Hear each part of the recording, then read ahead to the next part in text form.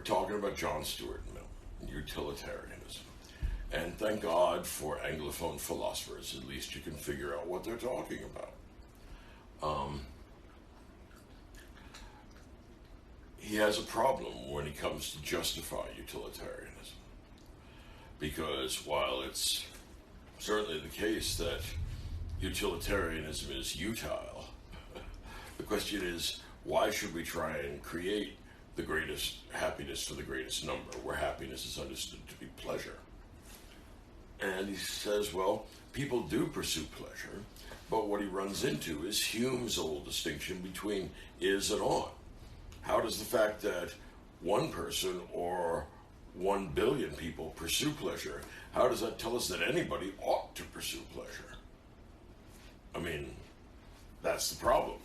So he creates what's arguably the dumbest idea of the 19th century, a century with a lot of faulty ideas, but here's the argument.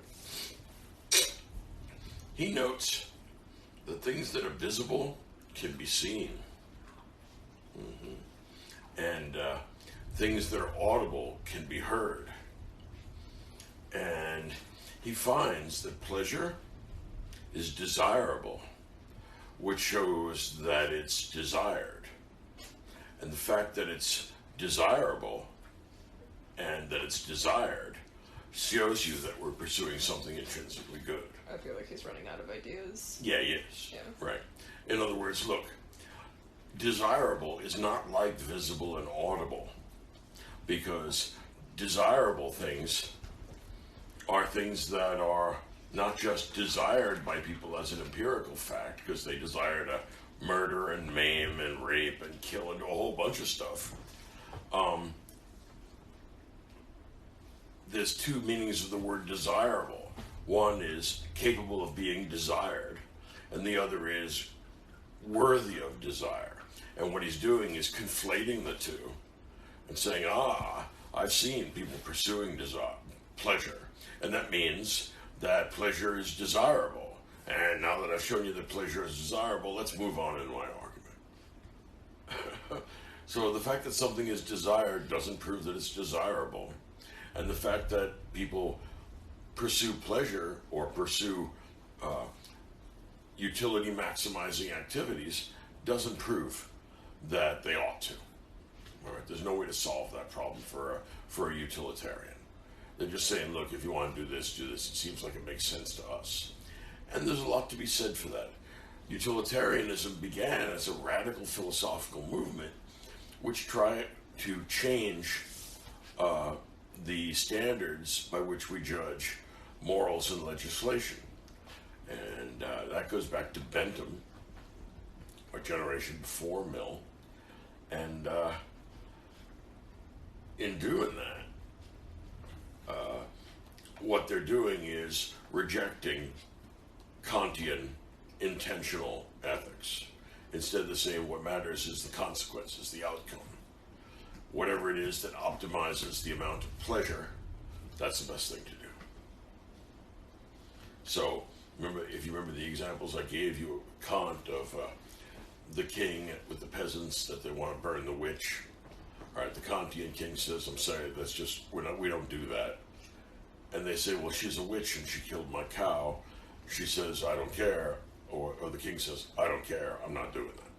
There's a clear line here that I'm not going to cross. I don't punish innocent people. And there's a lot to be said for that. I think the king is in the right. But, on the other hand, if the people are going to riot and destroy each other and, engage in murder and mayhem, the utilitarian says, well, that can be avoided by burning the old lady.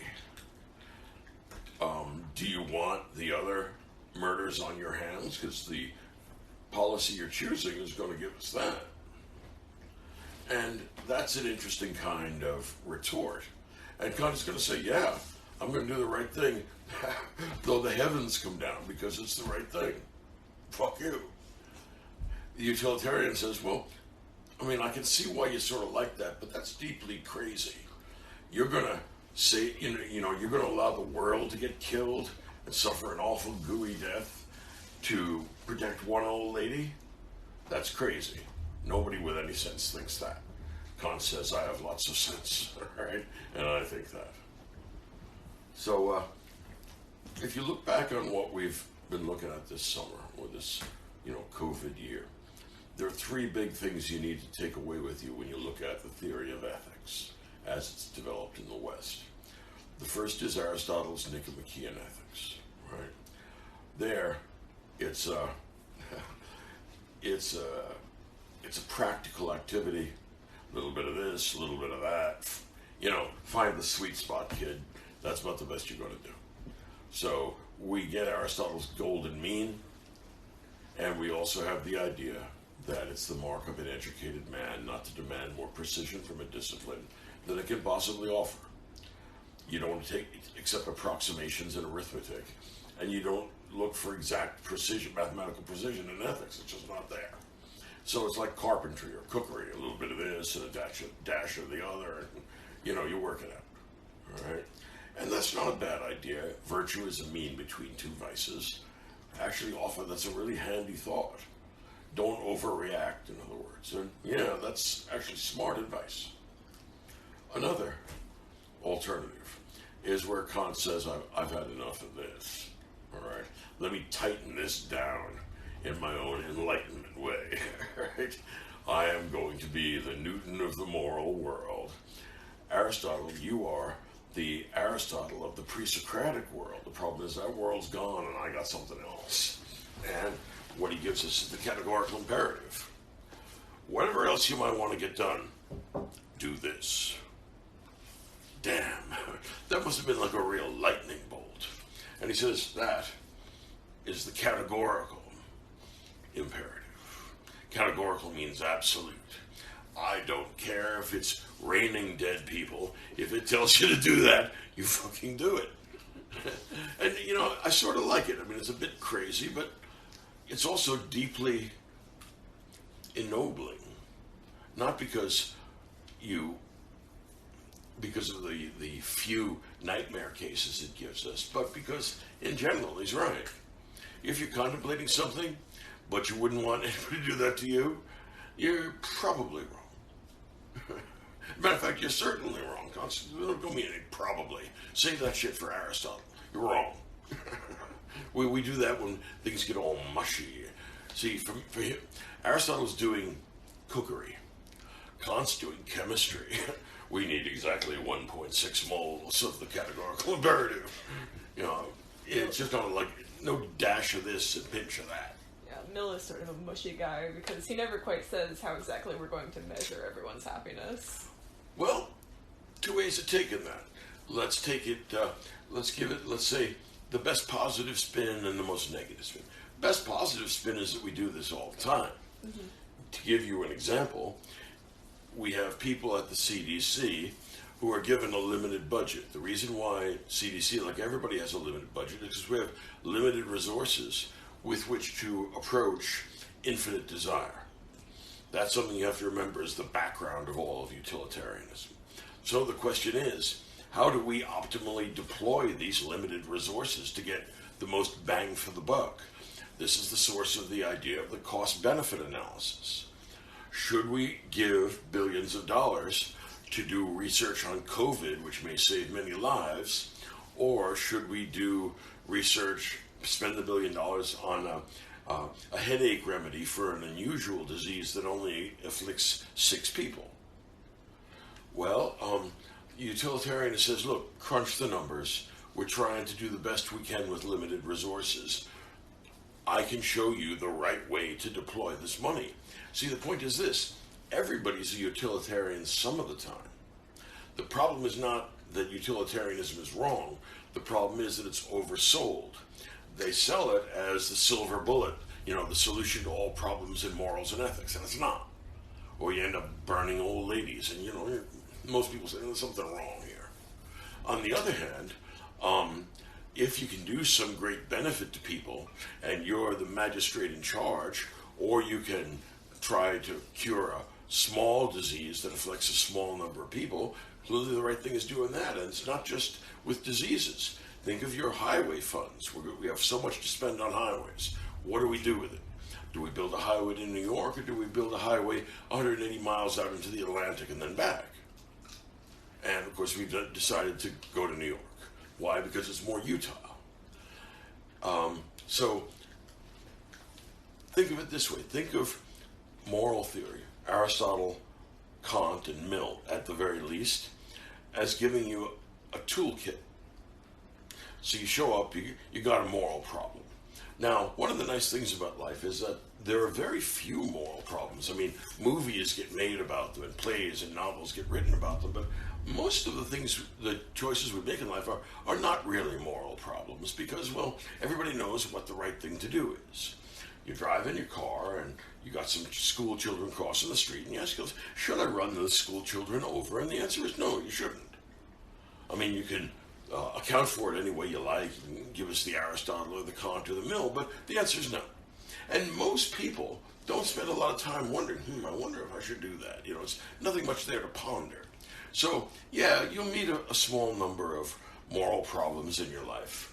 And the best thing to do there when you don't know your way is to bring out the tools, see what answer they give you.